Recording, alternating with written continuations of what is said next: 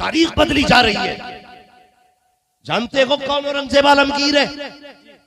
मैं हैरत में था जब एक बच्चे को मैंने औरंगजेब आलमगीर का नाम लेते सुना, अपनी कौम का बच्चा।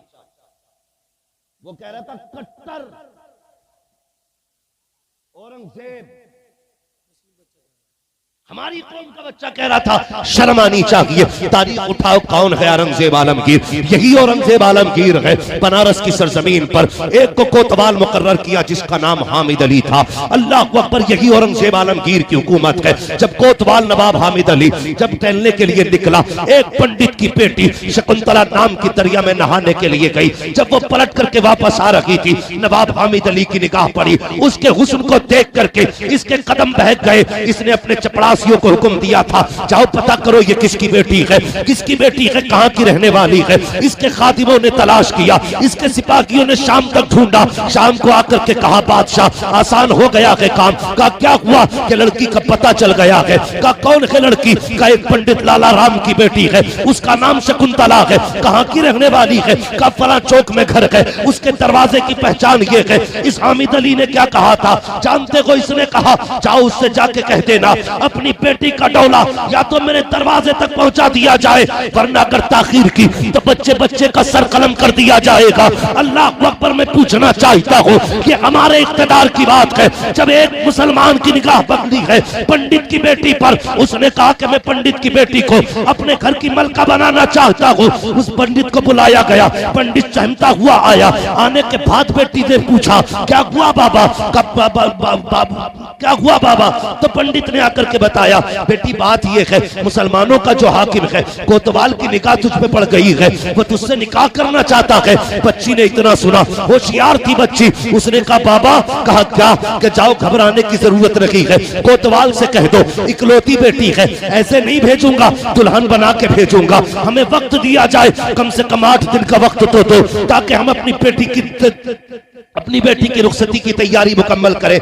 जब इतनी बात सुनी ना, बाप को हैरत हुई, बेटी 8 दिन के बाद क्या होगा? कहा बाबा आपको कुछ नहीं करना है, बादशाह से 8 दिन का टाइम लेके आ जाइए। जब कोतवाल के पास आया है, पंडित कहने लगा महाराज बेटी आपके दरवाजे पे भेज दी जाएगी, लेकिन 8 दिन का टाइम दिया जाए। अल्लाह अकबर, टाइम दे दिया उसने, बड़ा खुश था, हुस्न की मलका है, 8 दिन के बाद मेरे बिस्तर की सीनत बनेगी। लेकिन जानते हो पलट के पंडित घर आया, उसने कहा बेटी बता तो सही, वक्त तो मैं लेके आ गया हूँ, अब 8 दिन बाद क्या किया जाएगा? बच्ची कहने लगी परेशान क्यों होते हो, परेशान ना होइएगा। अल्लाह अकबर, जब 8 दिन गुजर गए हैं, बच्ची भी करवट में थी, बदलती जा रही थी, मुसीबतों में है, हैरत में क्या किया जाए। 8 दिन पूरे होने लगे, फिर खबर आ गई 8 दिन पूरे होने वाले हैं, कितनी देर लगेगी तैयारी में? बाप बेटी का चेहरा देख के कहने लगा लखते जिगर नूरे नजर, क्या करें नदी में छलांग लगा दे, अपनी जान कुर्बान कर दे, इज्जत लुटने से तो बेहतर है हम जाके दरिया में कूद जाए। जब बेटी ने इतना सुना, कहती अब्बा परेशान ना होइएगा, फिर जाइए उस राजा के पास, उससे जाके कहिए 8 दिन का टाइम और दिया जाए,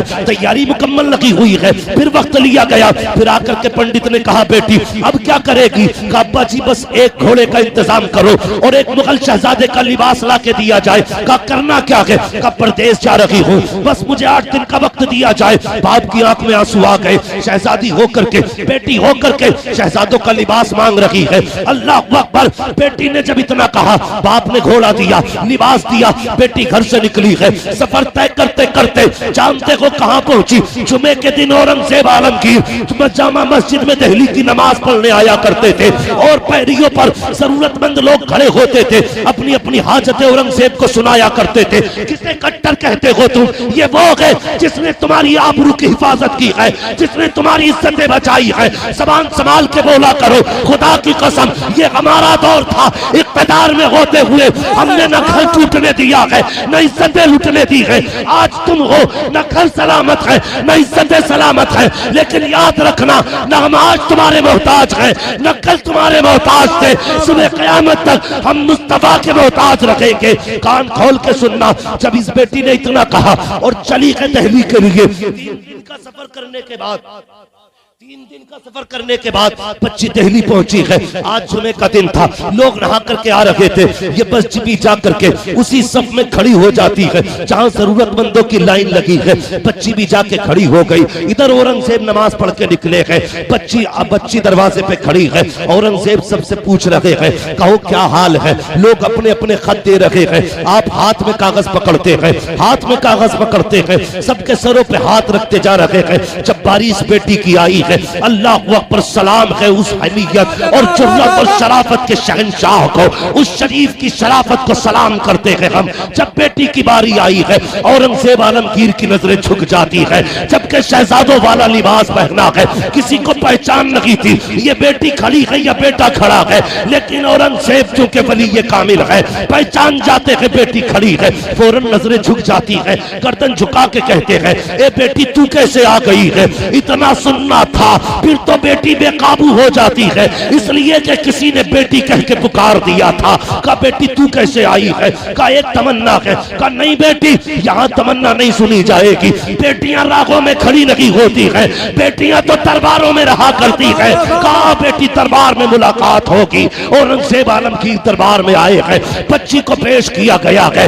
वक्त के शहंशाह की नजरें झुकी है, बच्ची आके खड़ी हो जाती है। बेटी बता तो सही। बच्ची ने कहा बाबा सुनिए महाराज, मैं एक पंडित की बेटी हूँ, मेरे बाप का नाम लाला राम है, मेरा नाम शकुंतला है। कहा फिर कहाँ की रहने वाली है? कहा बाबा बनारस की रहने वाली हो। कहा किस लिए आई हो? परेशान क्यों हो? अल्लाह अकबर। बच्ची की आंख में आंसू आए। कहा आपने जिसको उस इलाके का हाकिम मुकर्रर किया है, वो मेरी इज्जत का लुटेरा बन गया है। वो कहता है या तो इस तारीख में बारात लेके आना, वरना सर कलम कर दिए जाएंगे। औरंगजेब आलमगीर ने इतना सुना, बदन कांप गया, होठ लरस गए, चेहरे पे जलाल का आलम था। अल्लाह अकबर। बैठ जाते हैं, कहते बेटी फिर क्या है? कहा बाबा दरबार में आई हूँ, कुछ मदद की जाए। औरंगजेब आलमगीर के जुमले थे, कहा जाओ बेटी वापस चली जाओ, जैसा मेरा हाकिम कहता है वैसा ही करना। इतना सुनना था, बच्ची के हौसले टूट जाते हैं और मानो का गला घुट जाता है। सोचती है मैं तो उम्मीदें लेके आई थी, लेकिन इसने क्या कह दिया? जैसा मेरा हाकिम कहता है वैसा किया जाना है। बच्ची रोती हुई वापस आई है। बाप ने बेटी को देखा, जैसे ही बच्ची की आंखों में आंसू देखे, कहा बेटी बता तो सही कहाँ गई थी? कहा बाबा मैं उस बादशाह के पास गई थी, मुसलमानों का जो बादशाह है। कहा फिर क्या हुआ? कहा बाबा क्या कहूँ, मेरी हजरतों का जनाजा निकल गया, उम्मीदें टूट गई हैं। कहा उसने भी वही कहा है जो उसका हाकिम कह रहा है। बाप ने रो के कहा बेटी अब परेशान ना हो, एक ही रास्ता है, चलो नदी में कूद के जान दे देते हैं। बच्ची ने कहा ठहर जाइए बाबा, मरना नहीं है। कहा किस लिए? कहा बात ये है मैं जानती हूँ, उसने कहा है कि जैसा मेरा कोतवाल कहता है वैसा ही किया जाना है, लेकिन अब्बा मुझे ये भी याद है जब तक मैं दिल्ली में रही हूँ उसने मुझे 3 मरतबा बेटी कह के पुकारा था, और जो किसी को मुसलमान बेटी कह देता है फिर उसकी इज्जत पे आंच नहीं आने देता है। अब्बा मुझे यकीन है वो जरूर आएगा, जैसा उसने कहा है मैं वैसा करूंगी। अल्लाह अकबर। तारीख आ जाती है, बाप ने बेटी को दुल्हन बनाया, बात चल रही थी ए बेटी किसे बैठाना है पालकी में? कहा नहीं नहीं मैं ही बैठूंगी, मेरी जगह कोई और नहीं बैठेगा, इसलिए कि औरंगजेब ने कहा है। अल्लाह अकबर। बच्ची दुल्हन बन के बैठी है, गौर से सुनना प्यारे। बच्ची दुल्हन बन करके जब बैठी है पालकी के अंदर, उसके बाद क्या था? पालकी चलते हुए बादशाह के दरबार में आई है। बादशाह उस वक्त का कोतवाल के दरबार में आई और बार बार वो उछल रहा था, मस्तियों में झूम रहा था।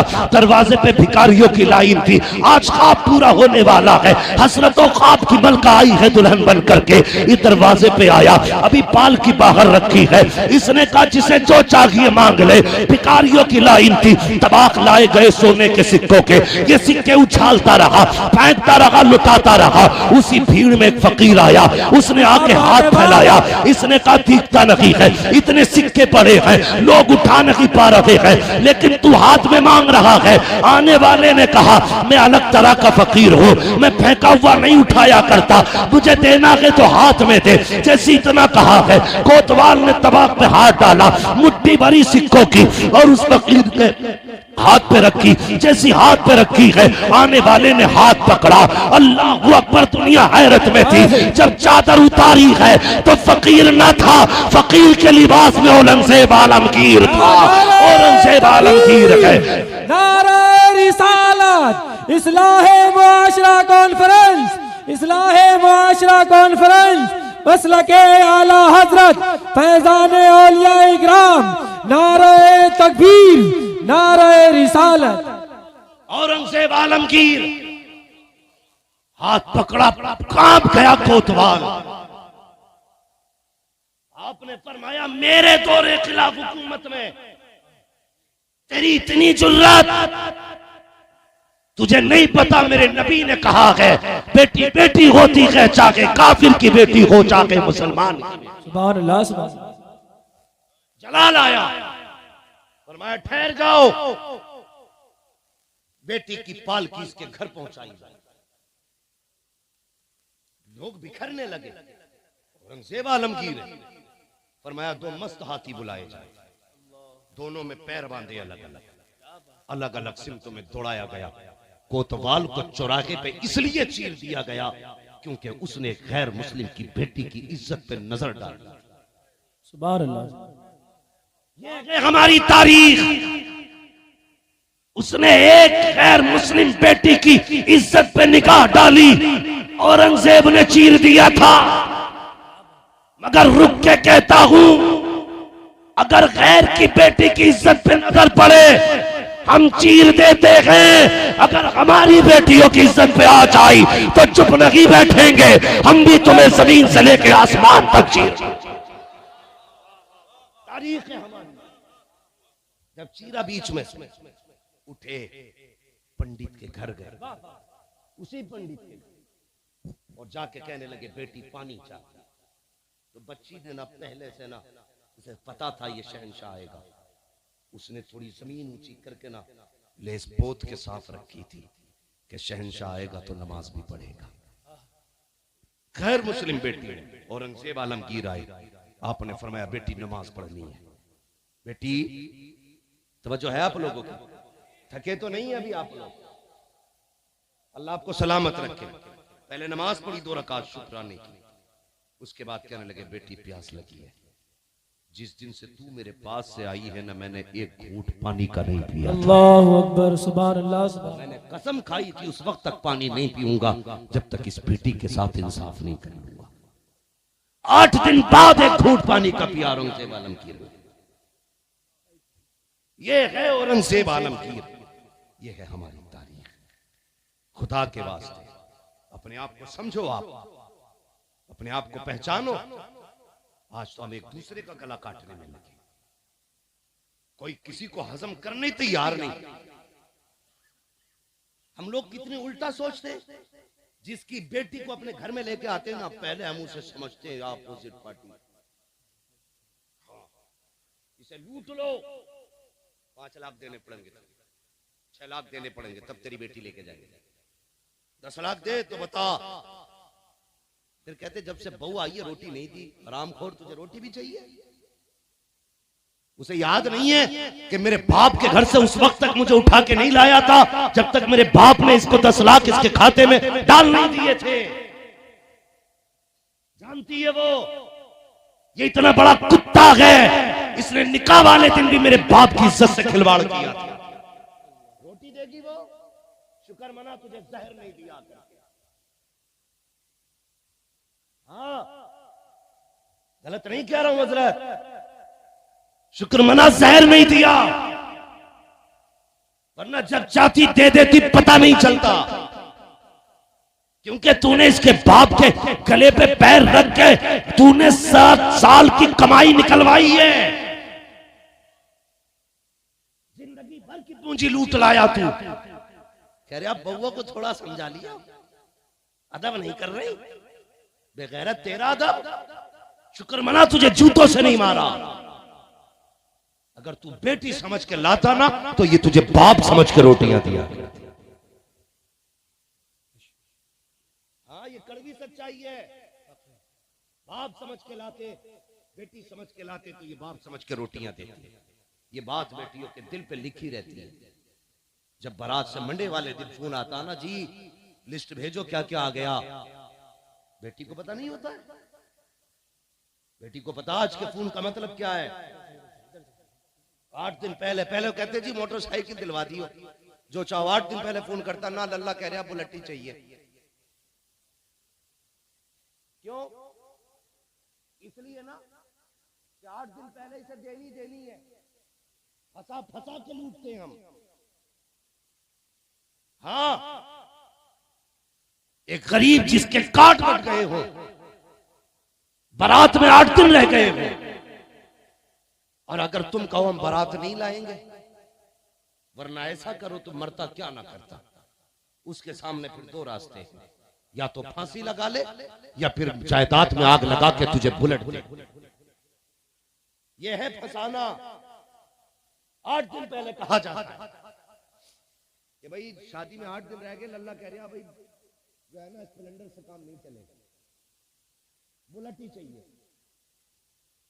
बाप फिर बेटी के आगे बैठता है और रोता है, कहता बेटी मुश्किल आ गई है। अब्बा कौन सी बात? का ससुराल वालों ने फोन किया थे, उन्होंने कहा बुलेट दो तो बताओ। बच्ची जानते हो क्या कहती है? कुछ नहीं कहती, बस इतना कहती है अब्बा एक काम कर, थोड़ी सी जहर की पुड़िया ला दे, मैं मर जाती हूँ, तेरी भी इज्जत रह जाएगी और बस मेरा भी झगड़ा खत्म हो जाएगा। इस तरह से बेटियां तुम्हारे दरवाजे तक आती हैं। कई बापों ने ना, जब बेटे वालों ने कहा जी 8 दिन रह गए बारात के, ला तो रहे हो, ये बताओ लिस्ट में क्या क्या है। कहा जी 500 लीटर का फ्रिज है, नहीं हमें 600 लीटर का चाहिए। वॉशिंग मशीन हमें 8 किलो वाली चाहिए। जब ये डिमांडें बढ़ी है ना, तो कई बापों ने फांसी लगाई है, कई बेटियां जहर खा के मर गई हैं। आज हम कहते हैं ना हम बड़े सुख में हैं, तो फिर इतने दुख उठा के बेटी ससुराल आई है, क्या नहीं करता बाप। वहां मेरा साहब गलत नहीं कह रहा हूं, अक्सर लोगों की हम पे ये सर पे उतरी हुई बातें हैं, अक्सर लोगों के साथ बीता हुआ ये। 3 दिन पहले पूछता अच्छा खाना तो बता दो, कुछ नहीं चाहिए बस इज्जत रह जाए। बारात को खाना अच्छा दे दियो, तेरे बाप की बारात है, इसके गल्ले पे तेरे बाप ने कमा के नाच डाला है इसके घर में। बोटी इतनी बड़ी हो, रोटी इतनी बड़ी हो, हाँ ऐसा ऐसा चाहिए, वैसा वैसा चाहिए। पूछना इस्लाम में बारात का तसव्वुर ही नहीं है। अगर कोई इज्जत के लिए बुला रहा है ना, तो 800 भर के मत जाओ, 600 मत जाओ, चंद लोग चले जाओ। खाने की शर्त ना लगा, वो खिला दे तब भी सुभान अल्लाह, ना खिलाए तब भी सुभान अल्लाह। ये सोच पैदा होगी हमने? नहीं, हो ही नहीं सकती। बदलो अपने तरीके। बेटी के बाप पे छोड़ दो, जो चाहो खिला दो। इसकी वजह से हमारी कौम डूब रही है, बर्बाद हो रही है इसकी वजह से। और एक सबसे बड़ी कमी और बता दूं, एक सबसे बड़ी कमी और है, दावत एक की होती है तो 3 जाते मोटरसाइकिल पे बैठ के। वो तो कभी कभी जगह न रहती ना, डंडे बांट देना मोटरसाइकिल में, तू भी बैठ जा, फ्री की बट रही है। दावत जितने लोगों की हुआ करे ना, उतनी लोग जाएंगे।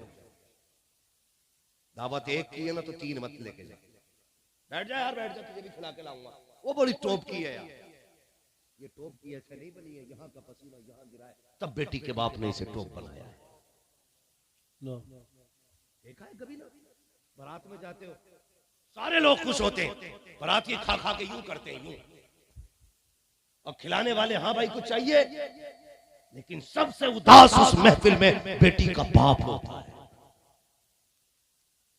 सबसे उदास, पूछने की जरूरत नहीं है, जिसका चेहरा सबसे ज्यादा उतरा हुआ हो, समझ लेना ये बेटी का बाप है। क्यों?